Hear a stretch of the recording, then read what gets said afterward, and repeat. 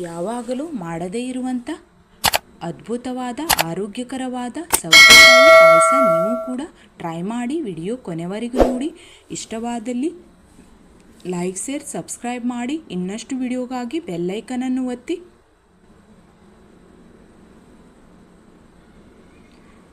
ನಮಸ್ಕಾರ ಎಲ್ಲರಿಗೂ, welcome back to Jaya recipe. ಪಾಯಸ ಮಾಡುವುದಕ್ಕೆ ಕುಕ್ಕರ್ ತಗೊಂಡು ಕುಕ್ಕರಲ್ಲಿ ಅರ್ಧ ಬೌಲು ಕಡಲೆಬೇಳೆಯನ್ನು ತಗೊಂಡಿದ್ದೀನಿ ನೋಡಿ. ಈಗ ಇದನ್ನು ನೀಟಾಗಿ ಕ್ಲೀನ್ ಮಾಡಿಬಿಟ್ಟು ಇದಕ್ಕೆ 3 ಸಿಟಿ ತರಿಸ್ಕೊಳ್ಬೇಕು. ಗ್ಯಾಸಿನ ಮೇಲೆ ಇಡ್ತಾ ಇದ್ದೀನಿ.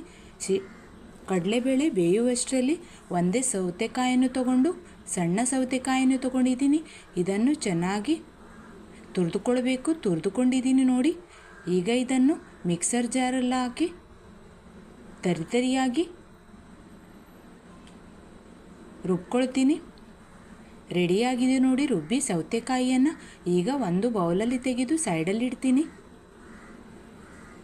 ಪಾಯಸ ತಿನ್ನೋದಕ್ಕೆ ರುಚಿ ಕೂಡ, ಆರೋಗ್ಯಕ್ಕಂತೂ ತುಂಬ ಸೂಪರು. ಮಕ್ಕಳಿಗೆ ಈ ಥರ ಮಾಡಿಕೊಡಿ ಸ್ನೇಹಿತರೆ. ರೆಡಿಯಾಗಿದೆ ಸೌತೆಕಾಯಿ. ಹಾಗೆಯೇ ಅರ್ಧ ಬೌಲು ತೆಂಗಿನ ತುರಿ, 2 ಏಲಕ್ಕಿನೂ ಕೂಡ ನೈಸಾಗಿ ರುಬ್ಕೊಳ್ಬೇಕು. ಮಿಕ್ಸರ್ ಜಾರಲ್ಲಿ ಹಾಕಿ ಅದರ ಕೂಡ ಪೇಸ್ಟ್ ಮಾಡ್ಕೊಳ್ಬೇಕು. ಪೇಸ್ಟು ರೆಡಿಯಾಗಿದೆ ನೋಡಿ. ಅದನ್ನು ಕೂಡ ಒಂದು ಬೌಲಲ್ಲಿ ತೆಗೆದು ಸೈಡಲ್ಲಿ ಇಟ್ಕೊಳ್ತೀನಿ.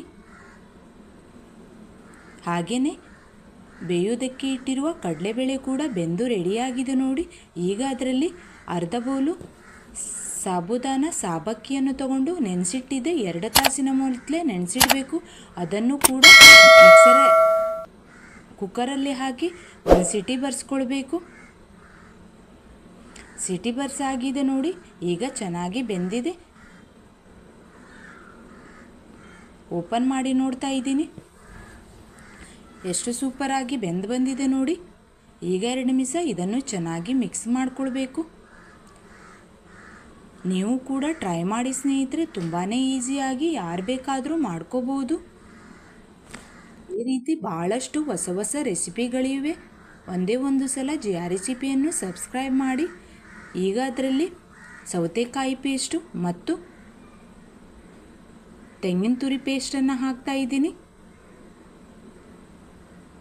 ಪಾಯಸಕ್ಕೆ ಬೇಕಾದಷ್ಟು ನೀರು ಹಾಕ್ಕೊಳ್ಳಿ. ಅದೇ ರೀತಿ 3/4 ಬೌಲ್ ಆಗುವಷ್ಟು ಬೆಲ್ಲವನ್ನು ಹಾಕ್ತಾ ಇದ್ದೀನಿ. ಬೆಲ್ಲ ಹಾಕಿ ಚೆನ್ನಾಗಿ ಇದನ್ನು ಮಿಕ್ಸ್ ಮಾಡಿಕೊಳ್ಬೇಕು. ಮಿಕ್ಸ್ ಆಗಿದೆ ನೋಡಿ ಫ್ರೆಂಡ್ಸ್. ಈಗ ಬೇಕಾದಷ್ಟು ನೀರು ಸೇರಿಸಿ ಗ್ಯಾಸಿನ ಮೇಲೆ ಇಟ್ಕೊಳ್ಳಿ.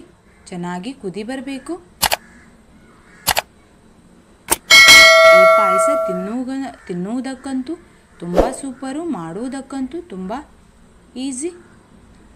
ಹೀಗೆ ಕೈ ಆಡಿಸ್ತಾ ಇರಬೇಕು ಫ್ರೆಂಡ್ಸ್. ಸೌತೆಕಾಯಿ ಹಾಕೋದ್ರಿಂದ ಪಾಯಸ ದಪ್ಪವಾಗಿಯೂ ಬರುತ್ತೆ ಮತ್ತು ಟೇಸ್ಟ್ ಕೂಡ ಡಬಲ್ ಅನಿಸುತ್ತೆ.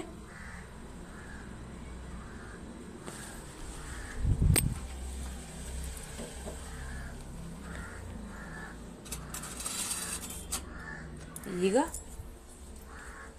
ಪಾಯಸ ಕುದಿತಿದ್ದ ಹಾಗೆ ಒಗ್ಗರಣೆ ರೆಡಿ ಮಾಡ್ಕೊಳ್ಳೋಣ. ಒಗ್ಗರಣೆಗಾಗಿ 1 ಟೇಬಲ್ ಸ್ಪೂನು ತುಪ್ಪ, 10 ಗೇರು ಬೀಜ, ಹಾಗೆಯೇ 5 ಒಣ ದ್ರಾಕ್ಷಿಯನ್ನು ಹಾಕ್ತಾ ಇದ್ದೀನಿ.